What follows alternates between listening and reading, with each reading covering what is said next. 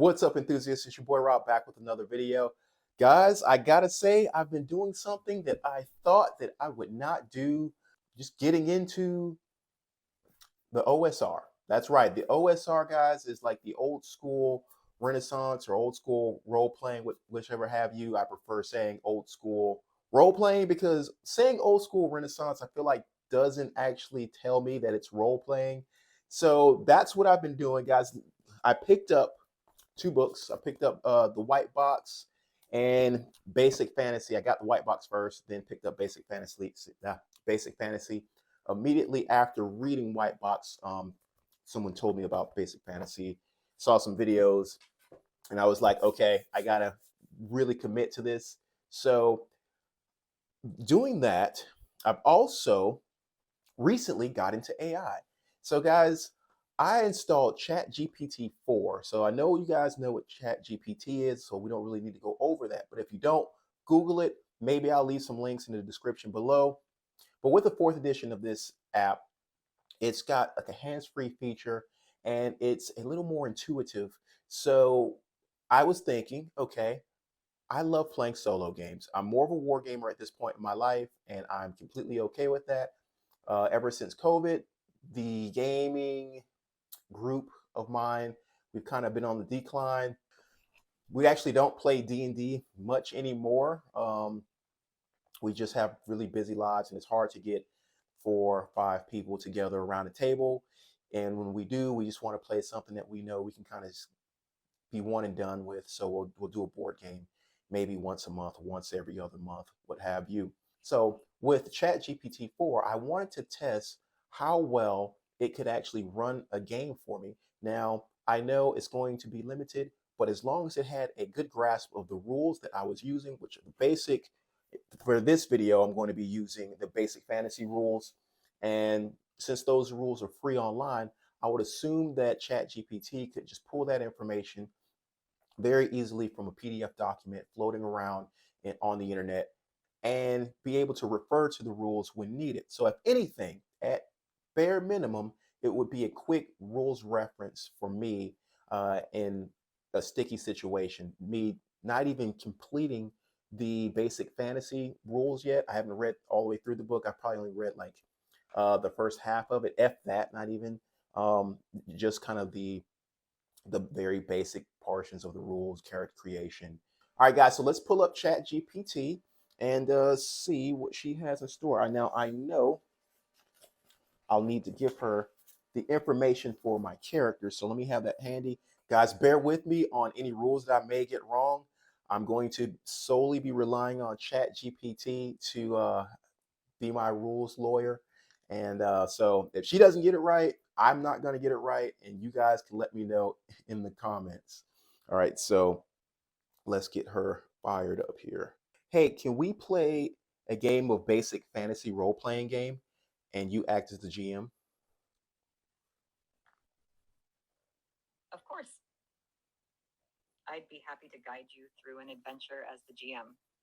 Setting the scene, you find yourself in the quiet village of Willowbrook, nestled beside a winding river. The sun is setting, casting a golden hue over the cobblestone streets and thatched rooftops. As you enjoy a warm meal at the local inn, an elderly woman approaches your table. She's dressed in simple robes, with a pendant around her neck that glows softly. Adventurer, she begins, her voice quivering with urgency, our village is in dire need. Each night, a creature emerges from the nearby woods, terrorizing our people and livestock. We've tried everything, but to no avail. We need someone with your skills to help. How would you like your character to respond? And if you'd like, please describe your character to me. Yes, I like to describe my party to you. My party consists of 4 characters. The first character is a male fighter. He's first level, and his name is Darren. He's got 16 hit points, and he has a battle axe and a light crossbow as his weapons. My second character is Maddie. He is a magic user. He is a walking staff, and he's also a level 1 character. My third character is Wolfen. Great. Oh, I'm not done. Let's continue with the party's introduction. Darren, with his. I still have more characters to tell you about. Of course. Please continue with the descriptions of your remaining characters. I'm My, eager to hear about them. my third character is named Wilfin. He's a male thief, and he has a short sword as a weapon. And my final character is a male Got it. dwarf. Wolfen, the thief. I have one more character. His name is Augustine. He is a male dwarf. He's a fighter. He is also first level, and he has a great axe as a weapon.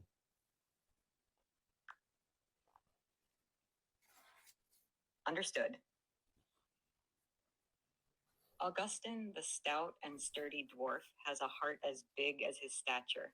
With his great axe in hand, he stands as a formidable force on the battlefield. His beard, intricately braided, tells tales of his dwarven heritage, and his deep voice often resonates with songs of old and tales from the mines.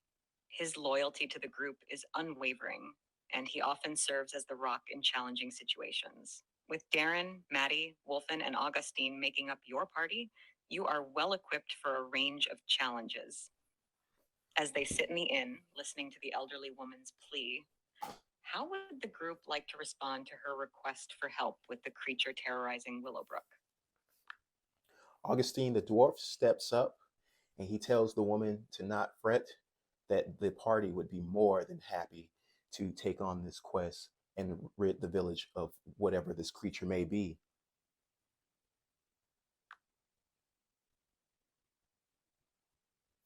The elderly woman's eyes shimmer with gratitude as she gazes up at Augustine. Thank you, noble dwarf, she whispers, her voice quivering with emotion.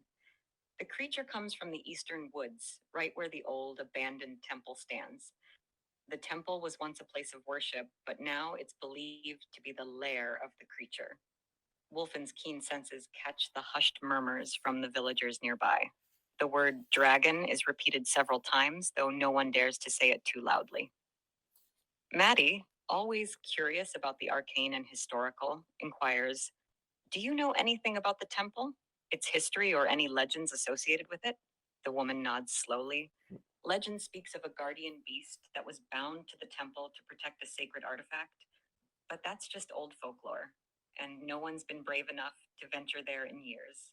Darren, gripping the handle of his bat. I like to take care of all the dialogue for my characters and have you only act for the NPCs, enemies, and GM. Of course. I'll focus on the NPCs, enemies, and setting the scene as the GM. Please lead the way with your character's actions and dialogue. The inn's ambiance is a mix of relief and apprehension as villagers discuss the mysterious creature. As your party gathers around a wooden table, a local bard begins to strum a haunting tune, singing of ancient guardians and long-forgotten treasures. An innkeeper approaches your group, offering a warm bowl of stew and freshly baked bread. On the house, he says, for those brave enough to face the dangers of the eastern woods. You also notice a cloaked figure sitting in a dim corner of the inn, eyeing your group intently. The figure seems to be waiting for an opportunity to approach or speak with your party. Darren looks over at this figure and gives him a stern stare. Then he opens his mouth, still filled with a bit of ale, and he asks the man if he has. The cloaked figure meets Darren's stare, a hint of recognition or perhaps curiosity in his eyes. The dim light of the inn barely reveals the figure's features, but you can see a slight smirk forming on his lips as he waits for Darren to speak. Darren tells the man to come closer to the table where they all are and introduce himself if he wants to stare so hard.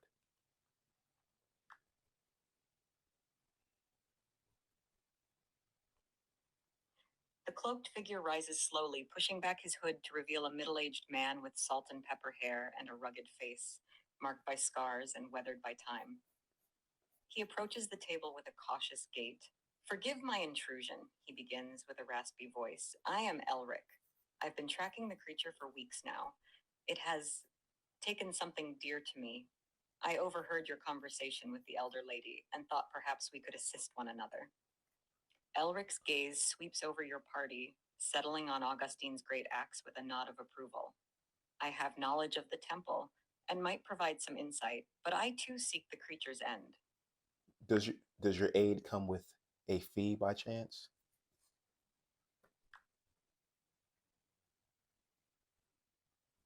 Elric chuckles softly. In normal circumstances, I might have charged for information or guidance, but this is personal. No coin can replace what was taken from me. All I seek is the creature's end and the return of what it stole. If you'll allow me, I wish to join forces with your party, at least until this beast is dealt with. He looks earnestly at your group. In return, I promise to share what I know about the temple and the rumored artifact within. Augustine pipes in, saying, "How are you with the sword? Once things get hectic, we may not be able to protect you."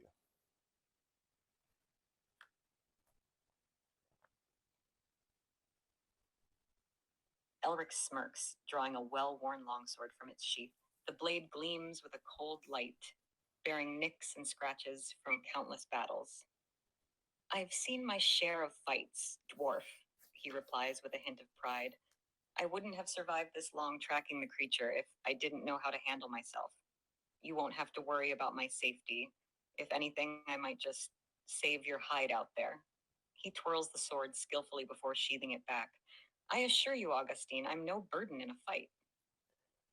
Augustine gives a hearty chuckle and slaps the man on his back and says, "Welcome to the party."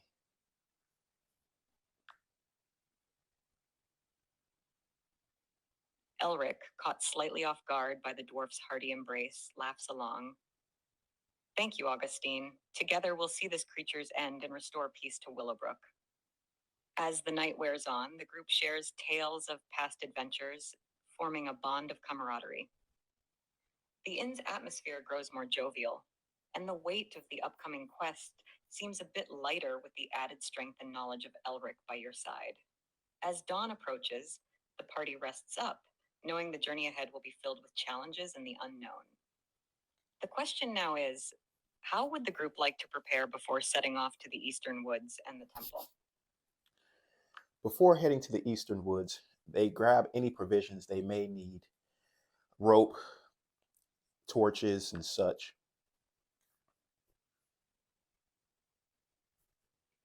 The local market in Willowbrook is bustling with activity as villagers set up their stalls, selling various goods and provisions.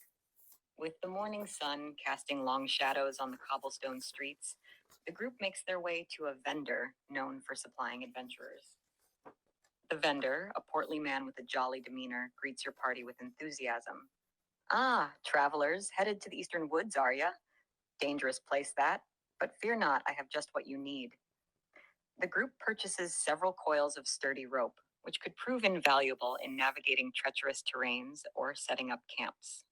Along with the rope, the vendor suggests, with provisions in hand and a newfound ally in Elric, your party makes its way to the edge of Willowbrook, where the dense eastern woods begin.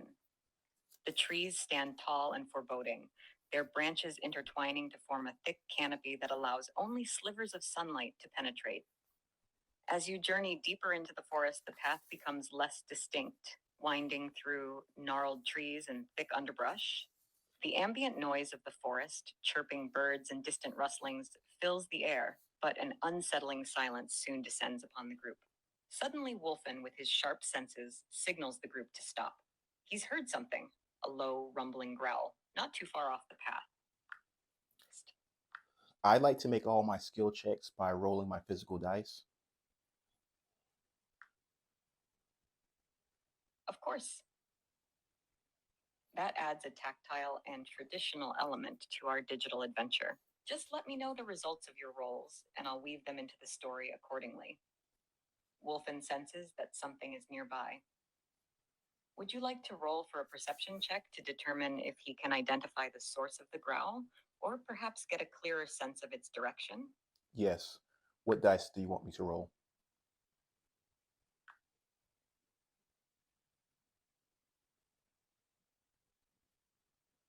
For a perception check in basic fantasy RPG, you would typically roll a 20-sided die, d20, and then add any relevant modifiers your character might have based on their stats or skills. So please go ahead and roll a d20 for Wolfen's perception check and let me know the result. Wolfen has rolled a 12 on a d20.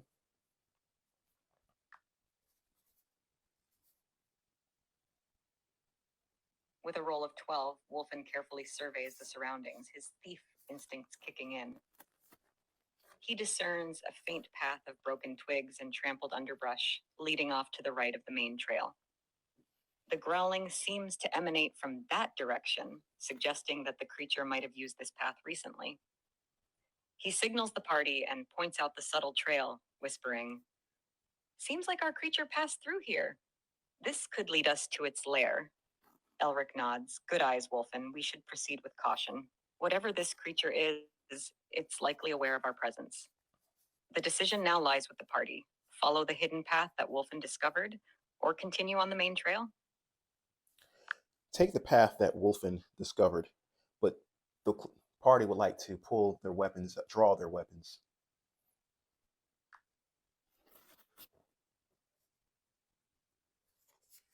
Acknowledging Wolfen's keen observation, the party members grip their weapons tightly, ready for whatever lies ahead. Darren's battle axe shines menacingly in the dappled sunlight. Maddie's staff emits a faint glow of readiness. Augustine's great axe feels solid and reassuring in his grasp, and Wolfen's short sword reflects the determination in his eyes. Elric, seeing the group's resolve, unsheathes his longsword, its blade gleaming with experience and memories of countless battles. With weapons drawn, the party cautiously treads the hidden path, their senses heightened and every step deliberate. The deeper they go, the more the forest seems to close in around them, and the growling grows louder, echoing eerily through the trees. After what feels like hours, the path opens up into a clearing. At the center stands the ruins of the old temple, its once grand structure now overtaken by nature. Vines creep up its stone walls, and moss covers what remains of its statues and carvings. At the entrance to the temple, a massive silhouette moves, its form obscured by shadows. The creature's growling is clear now, filling the clearing with an ominous presence. How would you like your party to proceed? The party will proceed with caution, and they will try to take cover behind any foliage available. Moving in a tight formation, the party inches closer to the temple, ensuring they maintain cover as much as possible using the overgrown foliage and ruins as concealment. Wolfen, being the stealthiest, takes the lead, signaling the others to follow his path and avoid any loose rocks or twigs that might give away their presence. As they get closer, they can discern more about the creature. It's massive, its tough, leathery skin resembling that of an ogre, but with distinct twisted features that suggest a dark corruption.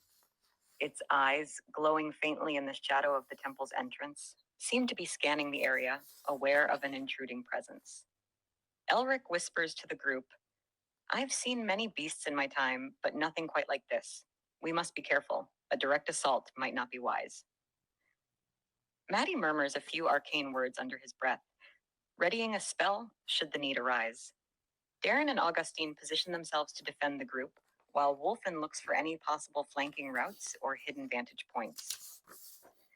With the creature so close and the entrance to the temple guarded, the party must decide. Do they attempt to communicate or distract the creature, launch a surprise attack, or search for another way into the temple? They're going to search for another way in the temple, trying to avoid detection from the creature.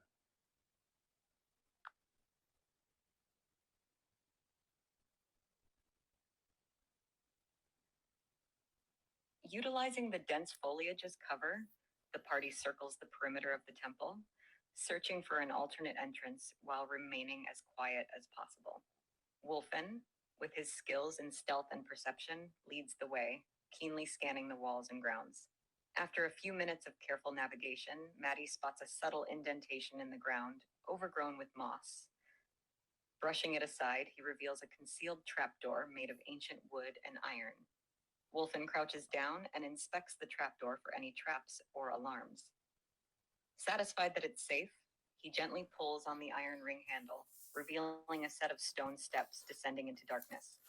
The air emanating from below is cold and damp, hinting at long-forgotten underground chambers. Elric whispers, "This might be our way in without alerting that creature. We should move quickly and quietly." The group begins their descent, with Darren holding a torch to light their path. The steps lead them to an underground corridor adorned with faded frescoes depicting tales of valor and ancient rituals. They proceed, keeping an ear out for any sounds from above or ahead. As they delve deeper into the temple's subterranean passages, they come across a chamber with 3 doors. Each door bears a unique symbol. One depicts a flame, another a droplet of water, and the third, a gust of wind. With multiple paths before them, the party must decide their next move. Which door will they choose, or will they continue to explore the corridor? Maddie would like to try to detect magic at each of the doors.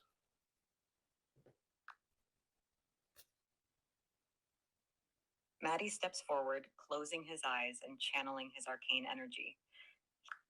Remember, I'd like to make my skill checks on my physical dice.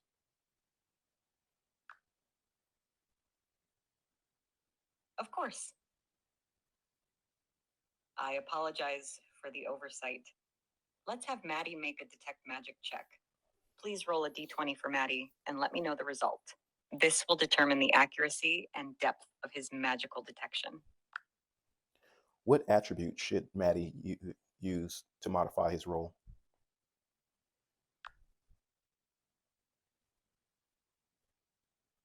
In basic fantasy RPG, a magic user like Maddie would typically use his intelligence modifier for tasks related to arcane knowledge and spellcasting.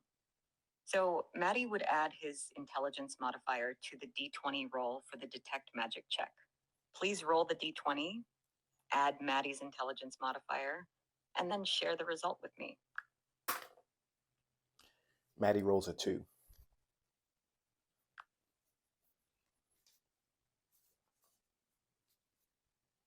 With a roll of 2 plus any intelligence modifier, Maddie's attempt to deeply discern the nature of the magic on each door is unfortunately not as effective as he hoped. He can still sense the general magical auras I described earlier, but the specifics or potential dangers associated with each door remain unclear. Looking slightly frustrated, Maddie turns to the group and says, "There's definitely magic at play here, but I can't pinpoint its exact nature. We should proceed with caution." The party now has a decision to make. With the general knowledge of the magical nature of each door, which path will they choose to pursue? Or will they continue to explore the corridor for other clues or options? Darren looks to Elric and says, "You said you had experience traveling through this tunnel or the temple. Let us know, which door should we go through?"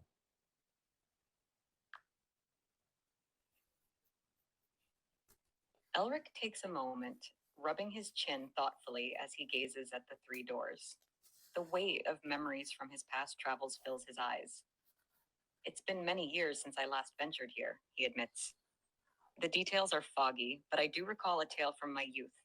The 3 doors symbolize the elemental trials of the temple: fire, water, and wind." He pauses deep in thought, then continues.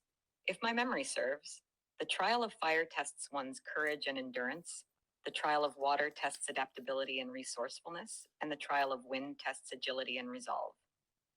Elric looks around at the party. Each trial is challenging in its own way. "I cannot definitively say which is the safest or most rewarding, but I'm here with you, no matter the path you choose." With Elric's input, the decision now falls to the party. Will they brave one of the elemental trials or continue to explore the corridor in hopes of finding another way? The party will choose the door with the wind element.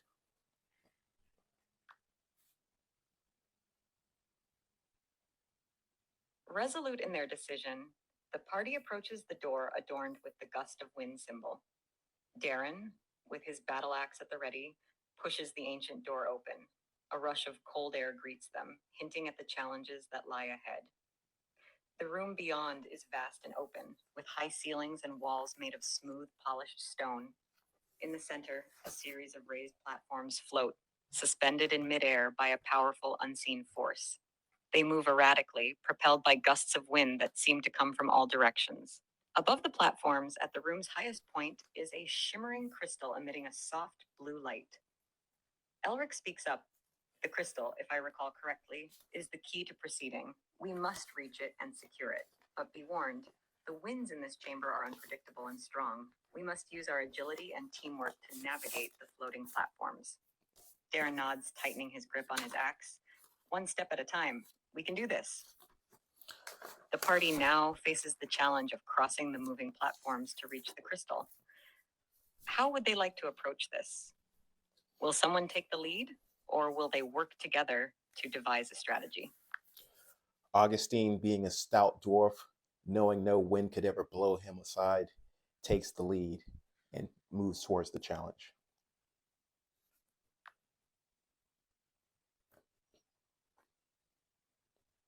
With a determined expression, Augustine stomps forward, his sturdy dwarven frame rooted firmly with every step. The winds whip around him, but he remains unyielding, leveraging his low center of gravity and strength to his advantage. He approaches the first floating platform, gauging its movement. Taking a deep breath, he leaps onto it. The platform sways slightly under his weight, but Augustine manages to maintain his balance. Slowly, methodically, he makes his way from one platform to another, always keeping his eyes on the shimmering crystal above.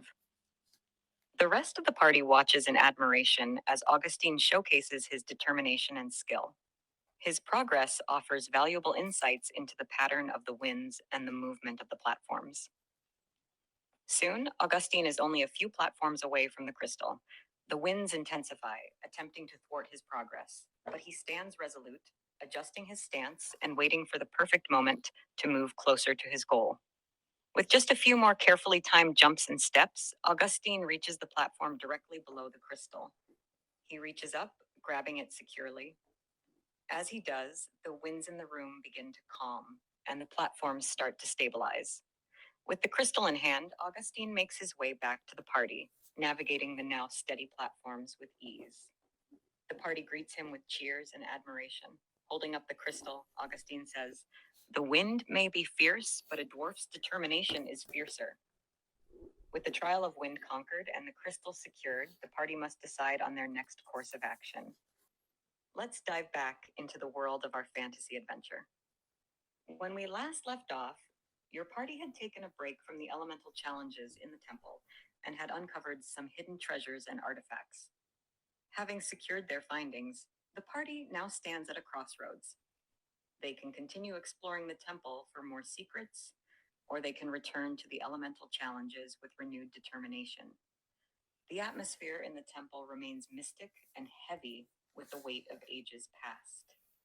The flickering torches cast shadows that dance along the walls, making the environment feel alive. How would you like to proceed? What are our options again?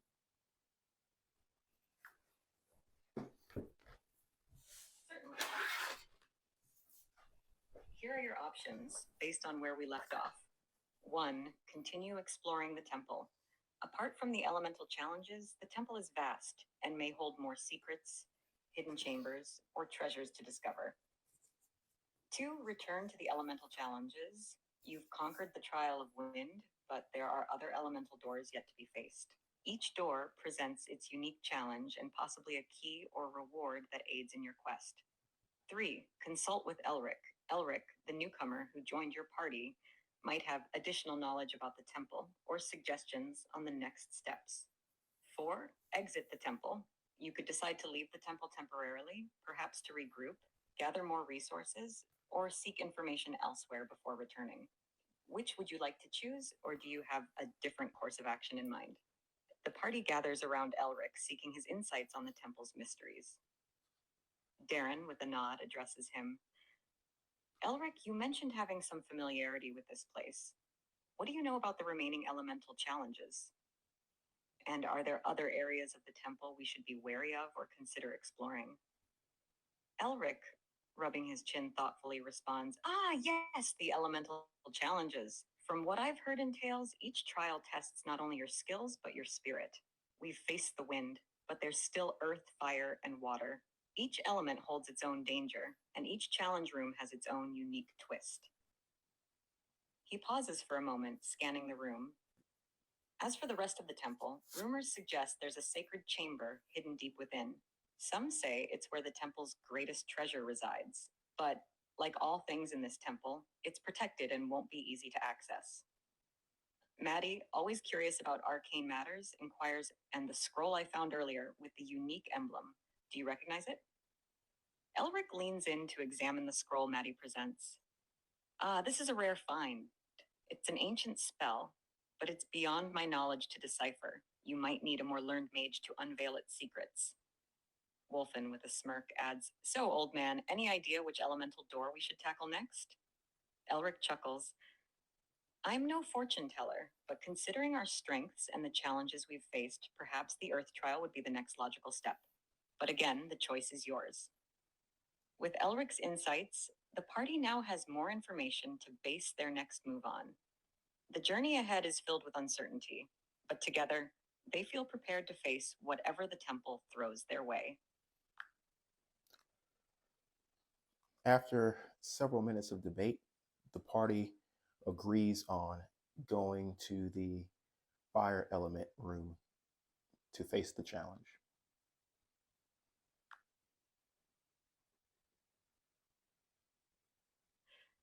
With a consensus reached, the party makes their way toward the door with the fiery emblem. As they approach, the temperature in the corridor begins to rise, a palpable heat emanating from the entrance. The door itself is adorned with intricate carvings of flames and fire elementals dancing amidst a blaze. Augustine, unafraid of the heat due to his dwarven resilience, takes the lead. He pushes the door open, revealing a vast chamber filled with rivers of molten lava crisscrossing the floor. Stone platforms float on the lava, providing a perilous path forward. High above, a suspended crystal glows with a fiery light, casting the room in a reddish hue. In the center of the room, on a raised stone platform, stands a pedestal with a fire-red gemstone. It seems to be the objective of this challenge. However, as they survey the room, they also notice several fire elementals, creatures made of pure flame, patrolling the area, seemingly guarding the gemstone. Elric, looking slightly concerned, whispers, "This won't be easy. Those fire elementals are unpredictable, and the heat in this room can exhaust us quickly. We need to be smart about our approach." Wolfen, eyeing the floating platforms, says, "We might be able to use those platforms to avoid the lava, but timing and precision will be crucial." Darren grips his battle axe, ready for action. "Whatever we decide, we must act quickly. The longer we're in this heat, the more it'll take its toll." The challenge before the party is clear. Navigate the treacherous platforms, avoid or confront the fire elementals, and secure the gemstone. How would you like the party to approach this? The party's going to choose to avoid the fire elemental creatures and take their chances with the obstacles.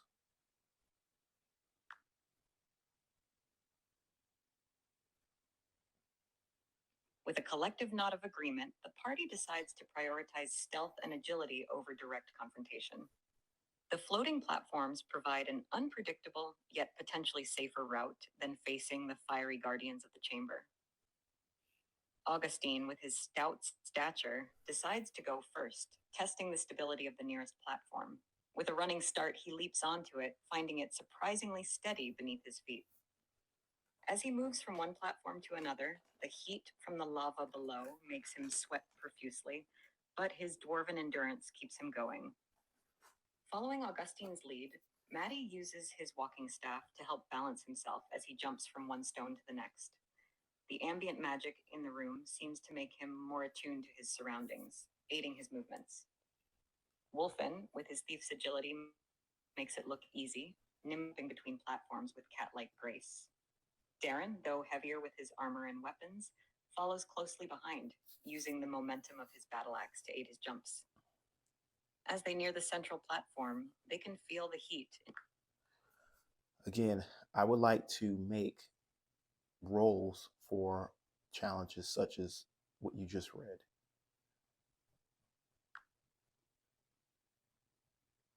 Of course. Let's set up a skill challenge for the final leap onto the central platform. Given the unpredictable movement of the platforms and the intense heat, it would be best to make a dexterity or acrobatics check to see if each character can successfully make the jump. If any of the characters have special abilities or equipment that might assist them in this situation, those can be taken into account as modifiers. For this challenge, a roll of 10 or higher would indicate a successful jump. A roll between 5 and 9 would mean they make it, but not without some complications or minor injuries. A roll of 4 or lower would indicate they miss the platform and find themselves in a precarious situation, either dangling from the edge or in immediate danger from the surrounding lava. You can roll for each character one by one, starting with Augustine, and let me know the results. Augustine rolls an 8.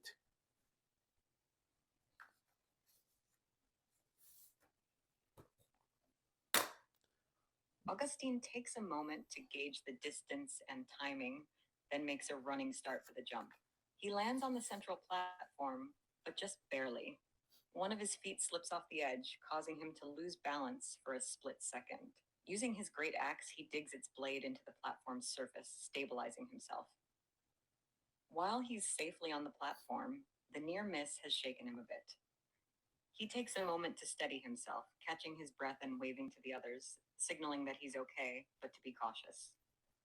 Next up would be Maddie. How does his jump go?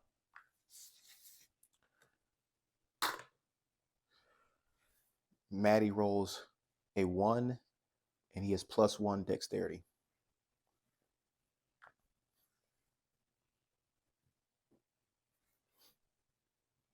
Maddie, bolstered by his earlier successes and his heightened sense of the room's magical aura, takes a deep breath and leaps for the central platform.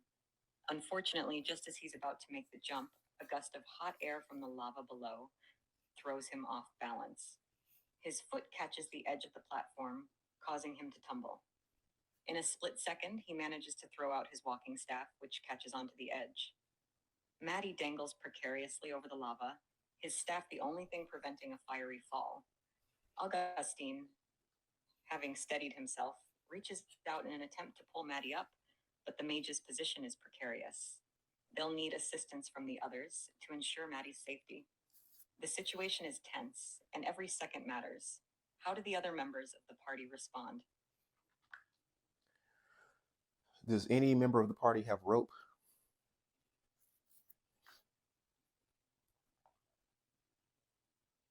Yes. Earlier you mentioned that the party grabbed provisions including rope before heading to the eastern woods. So they do have a coil of rope with them. Would you like one of the party members to use it to assist Maddie? Yes, Wolfen will throw out the rope to Maddie.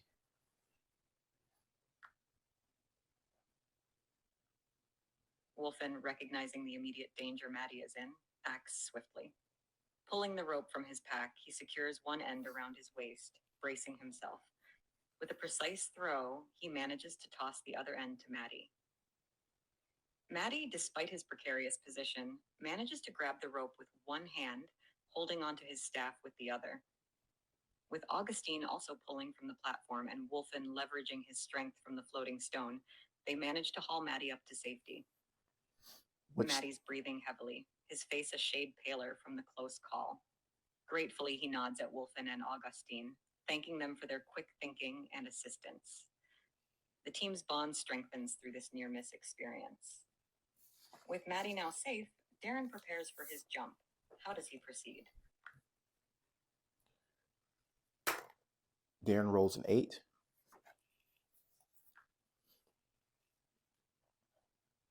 Taking a deep breath, Darren observes the platform and the distance he needs to cover.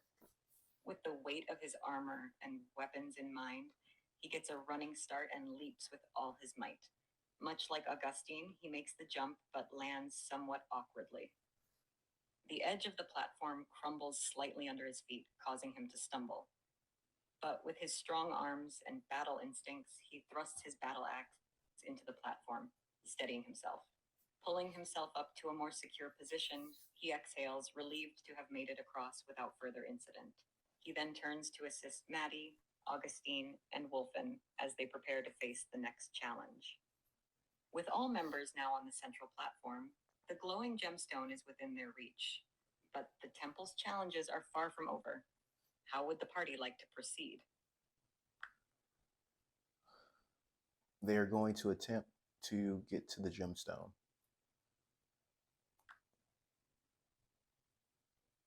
Understood. The glowing gemstone, sitting atop a pedestal in the center of the platform, emits a warm, pulsating light. The closer the party gets, the more they can feel the raw magical energy emanating from it. The air around them seems to shimmer and hum with power. Augustine, given his leadership role, approaches the gemstone first. As he nears, runes surrounding the pedestal begin to glow brighter. They appear to be some ancient form of protection, or perhaps a warning. Maddie, given his magical prowess, leans in to decipher the runes. These are old, he murmurs, but not indecipherable. They speak of a guardian, a final test for those who would claim the gemstone. No sooner has Maddie spoken these words than a deep, resonant sound fills the chamber. From the very stone of the platform, a towering elemental guardian forms, its body composed of the 4 elements they faced challenges from: earth, wind, fire, and water. With a booming voice, the elemental speaks, "Only those deemed worthy may claim the heart of the temple. Face me, if you dare." The party stands ready, weapons drawn, spells at the tip of Maddie's tongue. The final challenge of the temple awaits them. How would the party like to engage the elemental guardian?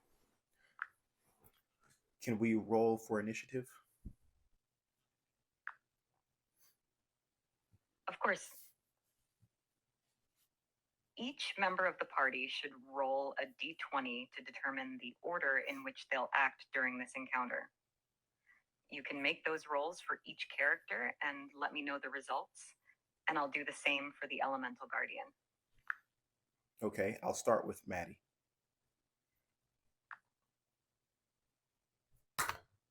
Maddie rolls a 3. All right, go ahead and roll for Maddie's initiative and let me know the result. Okay, Maddie rolls a 17.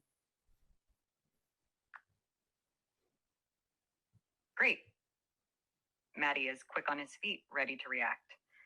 Next, who would you like to roll for? Darren.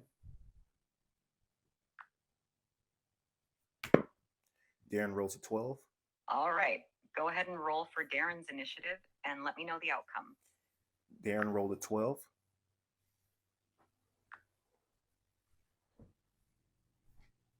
Got it? Maddie's at 17 and Darren's at 12.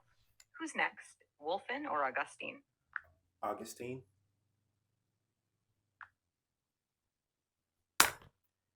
Augustine rolls a 2. Sure. Roll for Augustine's initiative and share the result with me. Augustine rolls a 2. Understood. Augustine seems to be taking a moment to assess the situation, reacting a bit more slowly. Now let's determine Wolfen's initiative. Go ahead and roll for him.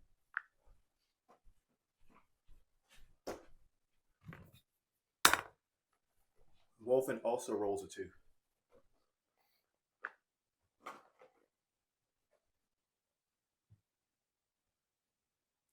Wolfen rolls a 2. It seems both Augustine and Wolfen are on the same page, taking a more cautious approach. Now, I'll roll for the Elemental Guardian's initiative. The Elemental Guardian rolls a 10, so the initiative order is 1, Maddie with 17, 2, Darren with 12, 3, Elemental Guardian with 10, 4, Wolfen and Augustine both with 2. Maddie is up first. How would he like to proceed? Maddie will wait and let one of his companions go before him. Got it. Maddie holds his action, preparing to respond to the unfolding events. Darren is next in line. How would Darren like to proceed? Darren will charge towards the elemental and attack him with What his... action would Darren like to take against the elemental guardian? Darren will attack the elemental guardian with his battle axe. All right, go ahead and roll a d20 for Darren's attack against the elemental guardian. And don't forget to add any relevant modifiers for his proficiency or strength or other bonuses to the roll. Let me know the result. Darren rolls a 14.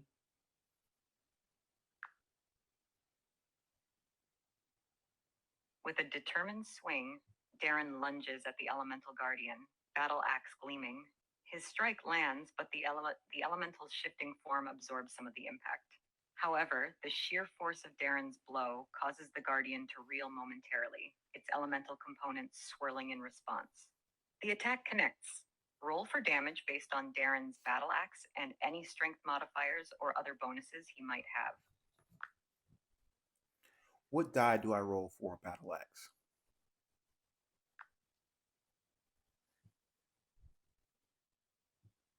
For a battle axe, you would typically roll a d8 for damage if he's using it one-handed, or a d10 if he's wielding it two-handed. Don't forget to add any strength modifier Darren might have to the damage roll. Okay. Darren rolls a 5. It seems like you didn't provide any information. Can you please let me know the damage roll result for Darren's battle axe swing? Darren rolled a 5.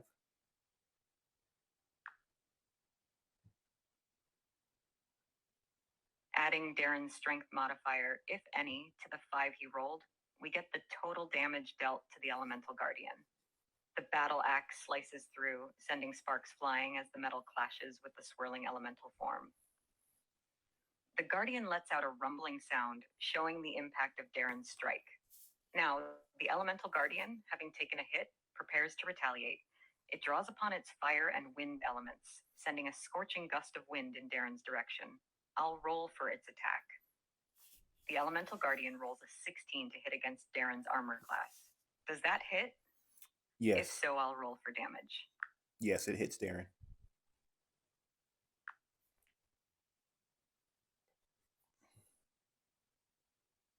The searing gust of wind engulfs Darren, causing burns and pushing him slightly off balance. I'll roll for the elemental guardian's damage.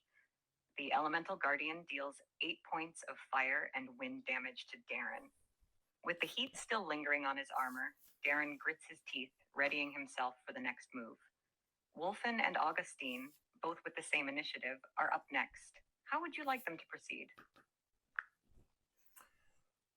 Let's see. Wolfen will charge towards the fire elemental. Wolfen, with a swift movement, dashes towards the elemental guardian, short sword in hand, ready to strike. Go ahead and roll a d20 for Wolfen's attack against the elemental guardian. Remember to add any relevant modifiers for his proficiency, dexterity, if he's using finesse with the short sword, or other bonuses to the roll. Let me know the result. What's the modifier for using finesse? Finesse is a weapon property that allows a character to use either their strength or dexterity modifier for attack and damage rolls, choosing whichever is higher.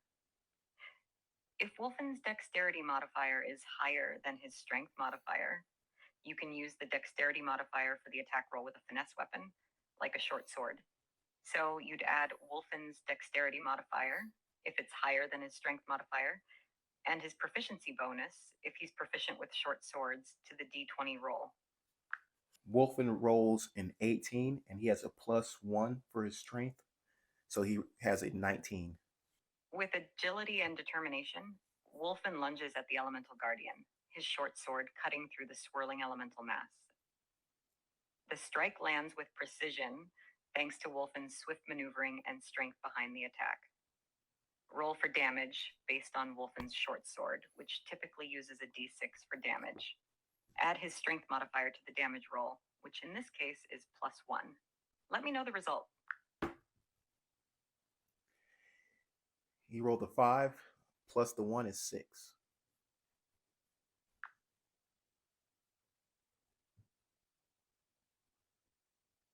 Wolfen's short sword slices into the Elemental Guardian, dealing a solid 6 points of damage. The Elemental Guardian's form momentarily falters, revealing the effectiveness of Wolfen's attack.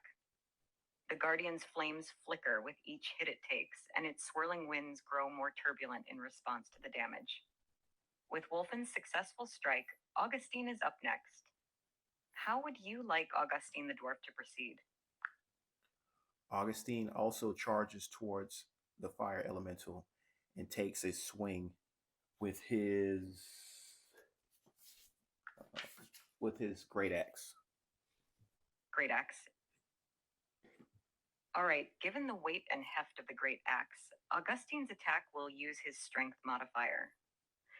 Roll a d20, add Augustine's strength modifier, and if he's proficient with the great axe, add his proficiency bonus as well. Let me know the result, and we'll see if his attack connects with the Elemental Guardian. Augustine rolls a 2, but he has a +1 for strength, so he has a result of 3. Augustine, with determination in his eyes, swings his great axe with all his might. However, the fire elemental, perhaps sensing the powerful strike, nimbly dances out of the way, causing Augustine's axe to only slice through the hot air surrounding it. The Elemental Guardian, now alert to all threats, continues its swirling motion, preparing to defend against further attacks. Maddie is up next. Having waited for his companions to act, how would you like the magic user to proceed? Maddie will use his spell, Magic Missile. A wise choice. Magic Missile is a reliable spell that automatically hits its target. Maddie begins to chant, and his staff glows as 3 glowing darts of magical energy shoot out and speed towards the Elemental Guardian. Roll 1d4 plus 1 for each of the 3 missiles to determine the total damage inflicted upon the Elemental Guardian. Let me know the combined result.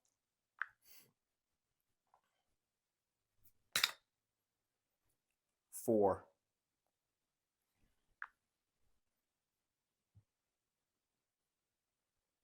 The 3 glowing darts of magical energy from Maddie's magic missile spell collectively deal 4 points of damage to the Elemental Guardian. Each missile strikes true, causing the Guardian's flames to sputter and waver with each impact. The Elemental Guardian, now visibly affected by the party's combined efforts, prepares its counterattack. It's the Elemental Guardian's turn. It moves with a quick, fiery rage, targeting 2 of the party members who have dealt damage to it, Wolfen and Darren. For Wolfen, the Guardian's flame lashes out, aiming to scorch the thief. I'll roll for the attack. The Elemental Guardian's fiery tendril lashes out towards Wolfen with a rolled total of 16. Does that hit Wolfen's armor class, AC? If so, I'll proceed with the damage roll. If not, it'll move on to its attack against Darren. Yes, Wolfen has an AC of 13, so that does hit. The fiery tendril wraps around Wolfen, causing him to feel the intense heat of the Elemental Guardian's flame. Rolls virtual dice for damage. Wolfen takes 7 points of fire damage from the Elemental Guardian's attack. The heat is intense, and he can feel his skin singe from the close contact. Next, the Elemental Guardian turns its attention to Darren, sending another tendril of fire his way. Rolls virtual dice. The Guardian rolls a 14 to attack Darren. Does that meet or surpass Darren's armor class? If so, I'll proceed with the damage roll for him. If not, the party will have successfully weathered the Elemental Guardian's counterattack for this round. No, Darren has an AC of 16. That does not hit. The tendril of flame surges towards Darren, but he skillfully sidesteps the attack, using his battle experience to avoid the fiery wrath of the Elemental Guardian. Having evaded the attack, Darren stands ready, his eyes locked onto the Guardian, waiting for the next move. The party has taken some hits, but they remain resolute. Let's pick up where we left off. Maddie is up first in the initiative order. The Elemental Guardian still stands before the party, tendrils of flame dancing around its form. The battle rages on in the chamber, the heat of the Guardian's fiery presence filling the air. What would Maddie like to do? Would he prefer to act now or allow one of his companions to go before him? Can Maddie cast Magic Missile again? If Maddie hasn't used up all of his spell slots for the day and still has a slot available for Magic Missile, he can indeed cast it again. Maddie begins to chant, his fingers weaving arcane Hold on gestures for a in the moment. air. Bolts of magical energy form and Maddie used Magic Missile once this encounter. He only has one spell slot. Is he able to cast Magic Missile again?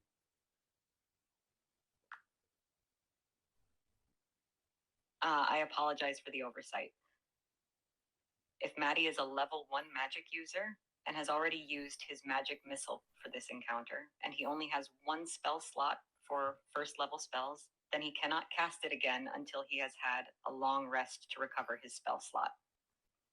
He'll need to rely on his other abilities, cantrips if he has any, or use his walking staff or another means to attack or defend.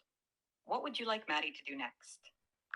Maddie will hold his position, keeping distance from the fire elemental and letting his party contend with him. Understood. Maddie, sensing the raw power of the elemental guardian, takes a few steps back, ensuring he has enough distance to stay out of its immediate range. He keeps a watchful eye on the situation, ready to intervene or support his party if needed. With Maddie holding his position, it's now Darren's turn. How would you like him to proceed? Darren will make a melee attack using his battle axe.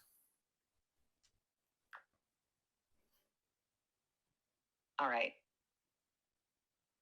Darren, gripping his battle axe tightly, steps forward and swings with determination at the fire elemental guardian, attempting to land a powerful blow.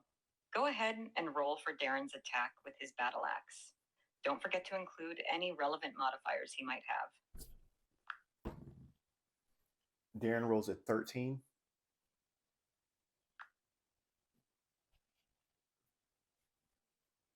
With a powerful swing, Darren's battle axe connects with the fire elemental. Given the AC I previously provided for the Guardian, Darren's attack does indeed hit. Now roll for damage using Darren's battle axe. If I recall, it's a D8 for damage, and don't forget to add any strength modifier he might have. Darren rolls an 8.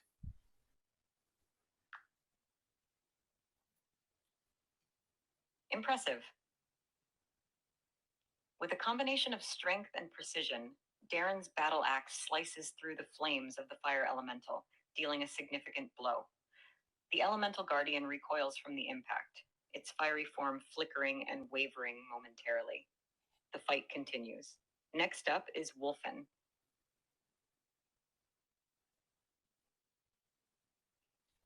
Well, guys, that was just a preview of what you can do with Chat GPT4. So starting out, I like to say that I was a little frustrated with it because it was taking over the story. I felt like I was really on rails, or almost as if I was reading a choose your own path kind of adventure book. But after kind of giving the AI some direction, telling it, hey, I want to make my own roles, um, and telling the AI more about my characters, I started to see the full potential of using Chat GPT to essentially GM my game. And at the end of the day, even though I wasn't able to completely make it through my encounter because I ran out of, I guess, log time, or I guess you can only ask a certain amount of questions per day. It was still a lot of fun. I think it'll become even more intuitive with more time throughout the game. I made sure I wanted to see if I could make the AI stumble. I was asking it questions about the rules. It would actually research the rules and inform me what those rules were. So I'd ask things about like magic missile and if I could cast it more than once. And it would tell me, hey, if you're a first level spellcaster, then no, you can't cast it more than once. Um, it was telling me the damage dice that weapons would use. So it was essentially combing through the basic fantasy rule book and letting me know rule for rule what it was. So I think, man, the days of flipping through books trying to find rules is over. Uh, I mean, I am actually ecstatic, and I'm like just wondering how much further I can take this sitting down if I actually were to really put time into creating my characters and giving the AI like full backstories and like all the details of my characters. It was very narrative. It was actually adding more fluff to the adventure than I actually expected it to. But again, you've got to baby it in the first few steps. So you kind of got to say, hey, I want to make my rolls. I want to do all my skill checks.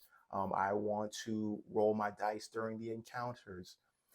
I want to do some of the narrative portions for my characters and just tell the AI, hey, I want you to take care of the NPCs and the enemies, rolling dice and everything like that. So, and it does it flawlessly as far as storytelling and again, just reciting the rules. Now, where I was seeing some issues, a little bit of lacking, was how fast it would respond. Now, as far as um, combing over the rules or as far as reciting the rules, I know it's going to take time. It's got to comb through a document. I don't know how many pages this book has. Let's flip through it. So it's got 200 pages, over 200 pages. So with over 200 pages, I could definitely understand it taking its time to give me an answer. So guys, that's the end of the video. I hope you enjoyed everything. And guys, let me know down in the comments, have you been using AI? Are you going to try using AI now? You can start with the Chat GPT 3.5 if you want to read off the text, which could be a preferred method for a lot of you guys. But I actually trying 4.0 with its hands-free feature was like the icing on the cake. So if for anyone that was trying to debate between the two and wondering if it was worth the $20, for me currently it's worth $20 to be able to play solo um, whenever I want and not have to prepare and not have to prepare anything. No stories, no encounters, nothing. It's got all the rules right here, all of the monsters and everything. I don't have to look anything up. I can just ask the questions, sit back and let the game do its thing. If I wanted to, I didn't even have to pull out miniatures. I can just play theater of the mind, which I know there's a lot of people out there that prefers to do that. But you can also, I guess you could play the way I did with miniatures. I kind of started out like I didn't really know exactly how I wanted to do it because I was like, okay, well, I don't know what this thing is going to throw at me. So I pulled out all my miniatures and had them sitting off to the side and some terrain and everything like that. And I decided to forego using tiles and stuff and just drew out my maps. So next time I play, I will have my graph paper and I will probably go old school and just draw my maps out as I play through the adventure that the AI is generating. And guys, again, try this out for yourself. Start with 3.5. If you enjoy reading the text for your adventure, then try 4.0 just for a month. It's $20. You can't beat it. I'm excited again and looking forward to doing this. Guys, if you want to see more of this content, you want to see me play at least an hour, 45 minutes roughly of an encounter, and just to see what else the AI can do, let me know down in the comments. I'm tired. It's past midnight. I'm an old man now, so I've got to get to bed. Guys, as always, I'll see you when I see you.